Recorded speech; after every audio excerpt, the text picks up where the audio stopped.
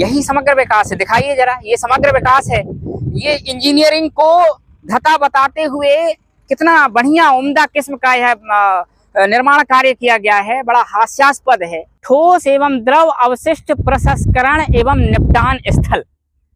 इस निपटान स्थल में ठोस एवं द्रव अवशिष्ट का प्रसंस्करण जो है उनका निपटारा किया जाना है कि लाखों रुपए की जाली, यह खंबे, सीमेंट के खंबे, उनके ऊपर लगाई गई रॉड, और ये यहाँ देखिए, यहाँ पूरा ये जो है जैसा कि बताया जा रहा है कि एक हवा के झोंके में बांस के पत्ते की तरह यह बिखर गया है। देखिए पास में आइए, ये कंक्रीट का बाकायदा बेस बनाया गया है। निर्माण कार्य यहाँ हो रहा है। पास में आइए, ये देखिए, ये भी एक निर्माण कार्य है। बारिश चल रही है, ये पूरे ऊपर का जो पूरा मसाला निकल चुका है, ये गिट्टी आ रही है। इसे अगर हम थोड़ा सा किसी लकड़ी से या उससे करेंगे तो ये पूरी लकड़ी ये आ जाएगी बाहर। तो ये देखिए कि कितना अच्छा निर्माण कार्य नगर परिषद के वर्तमान जिम्मेदारों का। भैया क्या नाम है आपका? प्रवेश विजय। ये क्या कर रहे हो आप मशीन लगा के? ये गड्डी कर रहे हैं सर। काय की गड्डी? ये खंबा खड़ी करेंगे सर। तो ये खंबे पहले से खड़े हो चुके थे, गिर चुके हैं कि फिर से लगा रहा है? क्या कर रहा है? ये गिर गए रहे, पहले खड़े थे, पता नहीं किस चीज से गिरे, हवा की थ्रू गिरे, किसी ने गिरा। अच्छा, मतलब पहले लग चुके थे ये खंबे। अभी किसने कहा आपसे ये करने के लिए? हमारा ठेकेदार ने भेजा हमको, तो हम वर्कर लोग सर। क्या नाम है उनका, ठेकेदार का?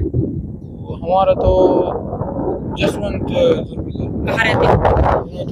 अच्छा, नहीं, जो ठेकेदार काम करा रहा है हमको मालूम नहीं सर। हमारा ये अच्छा, तो मतलब ये हवा में गिर गए हैं क्या? मालूम नहीं सर। ये कहाँ तक गिरे, कुछ आइडिया है? वो जो खंबे खड़े हुए हैं वहाँ खड़े कर चुके हो आप कि वो भी गिर गए थे?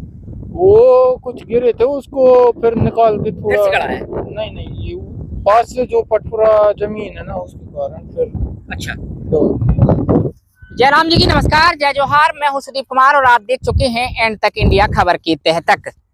जिस मजदूर से हमने बात कराई सारा कुछ आप समझ गए होंगे। कैमरामैन से गुजारिश करेंगे दिखाएं।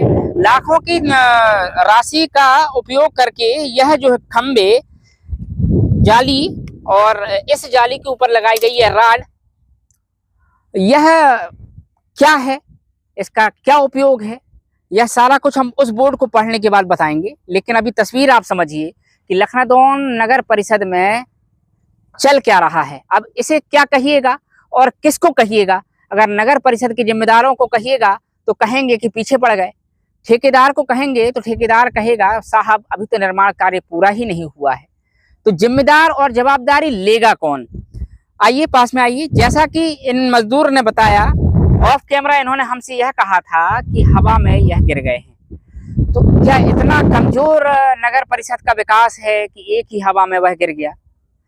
क्या समग्र मंच, माला और माइक की राजनीति करने वाले चंद वरिष्ठ लोग जो कुर्ते की बाहें उठाकर जो है वो मंच से ये करते हुए कहते हैं कि लखनादौन के विकास का, लखनादौन का समग्र विकास? कैसा समग्र विकास भाई? यही समग्र विकास है। दिखाइए जरा, ये समग्र विकास है। ये इंजीनियरिंग को धता बताते हुए कितना बढ़िया उम्दा किस्म का यह निर्माण कार्य किया गया है। बड़ा हास्यास्पद है कि लाखों रुपए की जाली, यह खंबे, सीमेंट के खंबे, उनके ऊपर लगाई गई रॉड, और ये यहाँ देखिए, यहाँ पूरा ये जो है जैसा कि बताया जा रहा है कि एक हवा के झोंके में बांस के पत्ते की तरह यह बिखर गया है। देखिए पास में आइए, ये कंक्रीट का बाकायदा बेस बनाया गया है। बेस को खोद कर उसमें बेस डाला गया है, फिर खंबे गड़ाए गए हैं। अब हम आपको बता दें, यह कलवर्ट है। जो नगर परिषद का जो समस्त वार्डों का जो कचरा यहाँ एकत्रित होता है, आप देख सकते हैं, दूर दूर तक देखिए, वहां दिखाइए, आ जाइए थोड़ा सा आगे। इस बोर्ड में आप पढ़ सकते हैं, लिखा हुआ है, थोड़ा जूम करिएगा, ठोस एवं द्रव अवशिष्ट प्रसंस्करण एवं निपटान स्थल। इस निपटान स्थल में ठोस एवं द्रव अवशिष्ट का प्रसंस्करण जो है उनका निपटारा किया जाना है। और आप देख सकते हैं कि इस निपटान स्थल में जो तार फेंसिंग की बाड़ लगाई जा रही है, कंक्रीट के खंभों से लोहे के एक पट्टी से कवर अप करते हुए निपटान स्थल की सुरक्षा के लिए निपटारा किया जा रहा है। और इस तार फेंसिंग का निपटारा हो गया है। अब आपको बता दें, एक बार दिखाइए वहां, ये जो खंबे आप देख, खंबे जो है गिर चुके थे, ये पूरे खंबे गिर चुके थे। वो आगे मशीन है, थोड़ा जूम कर लीजिएगा, जेसीबी मशीन वहां खड़ी हुई है और वह जेसीबी मशीन एक एक गड्ढा करके अब जो है पुनः उन खंभों को जो गिर चुके हैं उनको खोद कर पुनः उनको गड़ाएगी, उसमें कंक्रीट करेगी और कंक्रीट के बाद फिर जाली लगाई जाएगी। अब अगर महोदय हमारा आपसे यह कहना है, सवाल यह है कि अगर यही करना था तो दोबारा यह करने की जरूरत क्या थी? आप पहले ही यही कर देते तो जरूरत पड़ती दोबारा जेसीबी से आप, जबकि आपको पता है कि एक जेसीबी करीब करीब 2 से 2.5 और 3 हजार रुपए घंटे के हिसाब से चलती है। आपने तो बिल लगा दिया, वह पैसा कहाँ से आया? अब आप कहिएगा कि नगर परिषद में बहुत पैसा है। पैसा है जनाब, क्या इसलिए है? यह लाखों के टेंडर हुए होंगे, इस तार फेंसिंग में लाखों के बिल लगाए गए होंगे, कुछ का भुगतान हो गया होगा, कुछ भुगतान शेष रह गया होगा। अब ऐसे में सवाल उठता है कि जब शेष का जो भुगतान हो चुका है उसकी रिकवरी कैसे होगी? और जिसका भुगतान अब आप आगे करने वाले हैं तो क्या ऐसे निर्माण कार्य का भुगतान करिएगा? आइए आगे बताते हैं। यहाँ दिखाइए, इस तरीके के जो है, इस तरीके की तार फेंसिंग यहाँ की जानी है। इस जाली की कीमत जो है बहुत महंगी जाली है, यह बहुत मजबूत जाली है और इस जाली करीब करीब ये बहुत लंबी जाली है। अगर पूरा आकलन कर दिया जाए, सब मिलाकर करीब पूरा अगर एक घेरा देखा जाए तो 1 से 1.5 किलोमीटर का यह एक होगा, पूरा क्षेत्रफल होगा और ये जालियां बनी हुई हैं। और हम आपको बता दें कि ठोस एवं द्रव जो निपटान प्रसंस्करण जो है, जिसे कह दे रहे हैं, सीधा सीधा ये कह देंगे ये डंपिंग यार्ड है। लखनऊ नगर परिषद के विभिन्न वार्डों से निकलने वाला कचरा यहीं आता है। पहले की जो नगर परिषद थी उसने ध्यान नहीं दिया था। वर्तमान नगर परिषद बेहतर काम कर रही है, लेकिन काम की आड़ में जो भ्रष्टाचार हो रहा है वह किसी को नहीं दिख रहा है। अब आप कहिएगा कि हम भ्रष्टाचार का आरोप लगा रहे हैं, उसे सिद्ध कैसे करिएगा? तो हम आपको बता दें, एक बानगी ईओडब्ल्यू दे ही चुकी है, करीब करीब 23 से 24 लोगों के ऊपर एफआईआर हो ही चुकी है। तो दूसरा भ्रष्टाचार यह भी तो है कि जब निर्माण कार्य हो चुका है उसके बाद तार फेंसिंग गिर जा रही है और फिर वही तार फेंसिंग को संभालने के लिए पुनः उसी तरीके का निर्माण कार्य पुनः किया जाएगा। आगे वहां तक देखते हैं कि यह तार फेंसिंग कहां तक हुई है।